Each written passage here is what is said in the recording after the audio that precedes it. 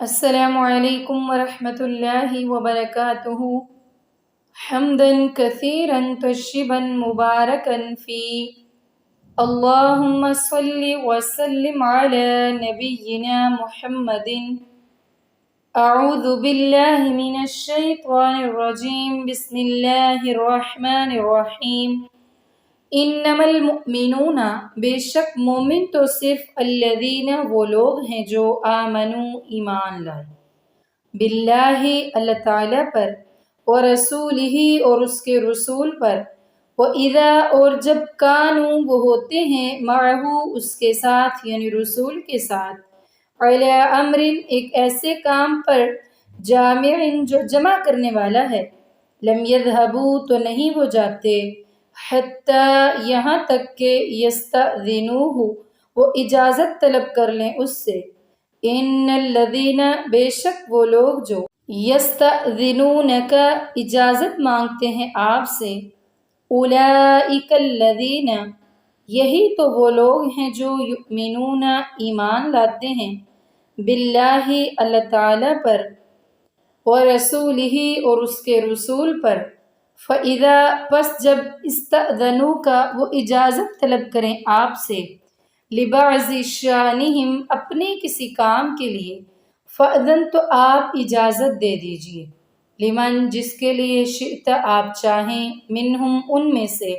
واستغفر اور آپ بخشش طلب کیجئے لہم ان کے لیے اللہ سے ان اللہ بے شک اللہ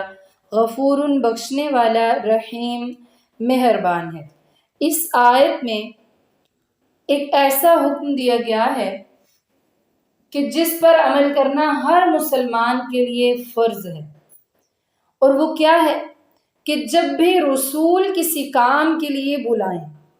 یا کوئی ایسا کام جو تمام لوگوں کو جمع کرنے والا ہے، یعنی جو مشاورت کی مجلس ہوتی ہے، یا پھر اس کے علاوہ رسول اللہ صلی اللہ علیہ وآلہ وسلم جب بھی فجر سے لے کے ظہر تک، جو کہ کافی لمبا عرصہ بن جاتا ہے، وقفہ ہو جاتا ہے فجر اور ظہر کی نماز میں، اس ٹائم میں اگر کوئی ایسی وحی جو ارجنٹ پہنچانی ہوتی اللہ کی مخلوق تک، تو رسول اللہ صلی اللہ علیہ وآلہ وسلم اس ٹائم مؤذن کو کہتے کہ وہ اذان دے یا اعلان کرے، لوگ اکٹھے ہو جاتے اور وہ حکم سنا دیتے آپ صلی اللہ علیہ وآلہ وسلم لوگوں کو، یا پھر کوئی ایسا معاملہ کہ جس میں مشاورت طلب کرنا، تو یہ حکم رسول اللہ صلی اللہ علیہ وآلہ وسلم کے دور سے لے کے تا قیامت چلتا رہے گا، کہ تب سے لے کے اب تک جب بھی کوئی ایسی مجلس جو لوگوں کے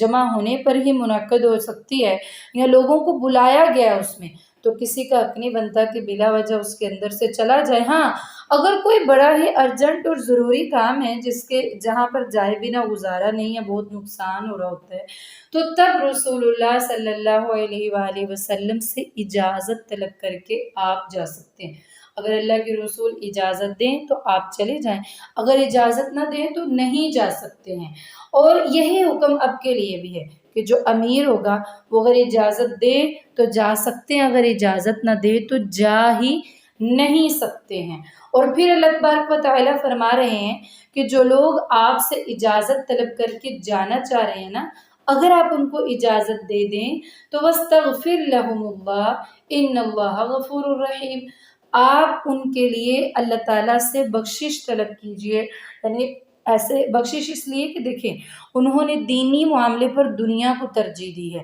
اللہ اور اس کے رسول کے حکم پر اپنے کام کو ترجیح دی ہے نا، لیکن چونکہ آپ نے چاہا ان کو اجازت دے دی ہے، تو اب ان کے اس غلطی اس نقصان پر ان کے لیے اللہ تعالیٰ سے بخشش طلب کیجیے، اور جب آپ ان کے لیے اللہ سے بخشش طلب کریں گے تو اللہ تبارک و تعالیٰ ان کو ضرور بخش دیں گے۔ اور پھر فرمایا لا تجعلوا، نہ تم سب بناؤ دعا الرسول، رسول کی دعا یعنی رسول کے بلانے کو بینکم اپنے درمیان کا دعائی بلانے کی طرح بعضکم تمہارے بعض کے بعضاً بعض کو، قد تحقیق یعلم اللہ جانتا ہے اللہ الذین ان لوگوں کو جو یتسللون کھسک جاتے ہیں منکم تم میں سے لواذا چپکے چپکے، فلیحذر الذین تو چاہیے کہ ڈرے وہ لوگ یخالفون جو مخالفت کرتے ہیں عن امرہ اس رسول کے حکم کی، ان اس بات سے کہ تصیبہم پہنچے انہیں فتنتن کوئی آزمائش، او یا یصیبہم پہنچے انہیں عذاب علیم دردناک عذاب۔ اللہ تبارک و تعالیٰ فرما رہے ہیں کہ آپ رسول کے بلانے کو اس طرح نہ سمجھیں جس طرح آپ آپس میں ایک دوسرے کو بلا رہے ہیں۔ اس جملہ کے 3 مطلب ہو سکتے ہیں اور تینوں کے 3 ہی درست ہیں۔ نمبر 1 یہ کہ رسول اللہ صلی اللہ علیہ وآلہ وسلم کو ایسے نہ بلایا کرو جیسے تم بڑی بے تکلفی کے ساتھ ایک دوسرے کو بلاتے ہو، بلکہ اللہ کے رسول کو جب بلانا ہو تو پورے ادب و احترام کے ساتھ ان کو بلاؤ۔ اب نمبر 2 اس کا جو مطلب ہے وہ یہ ہے کہ اگر رسول تمہیں بلائیں تو جس طرح آپس میں کوئی تمہیں عام آدمی بلا رہا ہے نا، اگر تمہارا دل چاہتا ہے تو اس کی پکار پر لبیک کہتے ہو، حاضر ہو جاتے ہو، بات سن لیتے ہو، اگر نہیں چاہتا تو نہیں سنتے ہو، یا تم مصروف ہو تو نہیں سنتے ہو۔ لیکن جب اللہ کا رسول بلائے تو تمہیں فوراً حاضر ہونا ہوتا ہے۔ بلکہ بخاری شریف کی کتاب التفسیر میں ایک حدیث موجود ہے کہ سیدنا سعید بن معلہ رضی اللہ تعالیٰ عنہ فرماتے ہیں کہ میں نماز پڑھا تھا، آپ صلی اللہ علیہ وآلہ وسلم میرے سامنے سے گزرے اور پھر مجھے بلایا۔ میں نماز پڑھ کر جب فارغ ہوا تو میں اللہ کے رسول صلی اللہ علیہ وآلہ وسلم کی خدمت میں حاضر ہوا، تو آپ صلی اللہ علیہ وآلہ وسلم نے فرمایا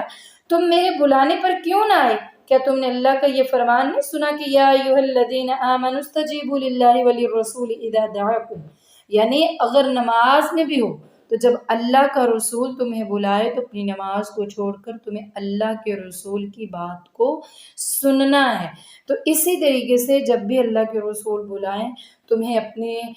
مصروفیات یا اپنے کاموں کو نہیں دیکھنا، بلکہ فوراً اللہ کے رسول کے حکم پر لبیک کہنا ہے۔ اور تیسرا مطلب یہ ہے کہ رسول اللہ صلی اللہ علیہ وآلہ وسلم کی دعا کو یوں نہ سمجھو کہ جیسے کوئی عام آدمی اللہ سے دعا کرتا ہے، بلکہ اللہ کے رسول کی دعا تو تمہارے حق میں تمہاری دنیا اور آخرت سنوارنے کا سبب بن سکتی ہے، اور اسی طرح اللہ کے رسول کی بد دعا تمہیں تباہ و برباد بھی کر سکتی ہے۔ لہٰذا ان کی اطاعت کر کے انہیں خوش رکھیے اور ہمیشہ اللہ کے رسول کی دعا لینے کی کوشش کیجیے۔ اور پھر فرمایا قد یعلم اللہ الذین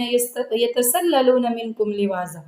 یہ دراصل جب رسول اللہ صلی اللہ علیہ وآلہ وسلم منادہ فرماتے کہ لوگ آ جائیں، لوگ آتے تو ظاہر سی بات ہے منافقین کو یہ شو کروانے کے لیے کہ ہم بھی مسلمان ہیں، آنا ہی پڑتا مجبوراً، لیکن ان کا دل نہیں لگتا اس مجلس میں اور نہ ہی وہ بیٹھنا چاہتے، تو وہ کیا کرتے تھے؟ چپکے چپکے سے اس مجلس سے کھسک جاتے تھے۔ اسی وجہ سے اللہ تبارک و تعالیٰ نے فرمایا ہے کہ جب تمہیں کسی کام کے لیے جانا ہو تو اللہ کے رسول سے اجازت طلب کریں، اگر وہ دے دیں تو چلے جاؤ، اگر نہیں دیں تو وہیں پر بیٹھے رہو۔ اور منافقین کی بات بھی دروازے بیان فرما دی کہ ان لوگوں کا شیوا یہ ہے وہ جب بھی مجلس میں بیٹھیں گے ان کا دل نہیں وہاں پر لگے گا اور نہ ہی وہ بیٹھنا چاہیں گے، وہ وہاں سے چپکے چپکے سے کھسک جائیں گے۔ فَلْيَحْذَرِ الَّذِينَ يُخَالِفُونَ عَنْ أَمْرِهِ أَن تُصِيبَهُمْ فِتْنَةٌ۔ اللہ تبارک و تعالیٰ فرماتے ہیں ایسے ہی لوگوں کو رسول کی مخالفت کرنے سے ڈرنا چاہیے، کہیں ایسا نہ ہو کہ انہیں دنیا میں ہی کوئی آزمائش، کوئی مصیبت یا دردناک عذاب پہنچ جائے۔ اگر اس سے پہلے جو بھی کر لی ہے اس پر توبہ کریں اور آئندہ کے لیے اللہ تبارک و تعالیٰ کی طرف رجوع کریں، اور اللہ کے رسول صلی اللہ علیہ وآلہ وسلم کے ہر حکم پر لبیک کہتے ہوئے ان کی مجالس کو جب تک وہ خود برخاست نہ کر دیں تب تک تم نہ چھوڑا کرو۔ الا خبردار ان بے شک للہ اللہ تعالیٰ ہی کے لیے ہے ما جو کچھ فی السماوات آسمانوں میں ہے، والارض اور زمین میں ہے۔ قد تحقیق یعلم وہ اللہ تو جانتا ہے ما انتم کہ جس بھی حالت پر ہو تم علیہ جس پر، و یوم اور جس دن یرجعون وہ منافق لٹائے جائیں گے الیہ اس کی طرف، فینبئہم تو وہ اللہ خبر دے گا ان کو بما اس کی جو عملو انہوں نے عمل کیے، واللہ اور اللہ تو بکل شیء ہر چیز کو علیم خوب جاننے والا ہے۔ تو ادھر اللہ تبارک و تعالیٰ بیان فرما رہے ہیں، یعنی جو لوگ اللہ کے رسول کی مجلس سے کھسک جاتے ہیں یا اسلام اور مسلمانوں کا مذاق اڑاتے ہیں، ان کی راہ روکنے کے لیے مختلف قسم کی سازشیں تیار کرتے ہیں، ایسے لوگ رسول یا دوسرے مسلمانوں کی نظروں سے توجہ ہو سکتے ہیں، مگر اللہ تعالیٰ ان کے اعمال اور افعال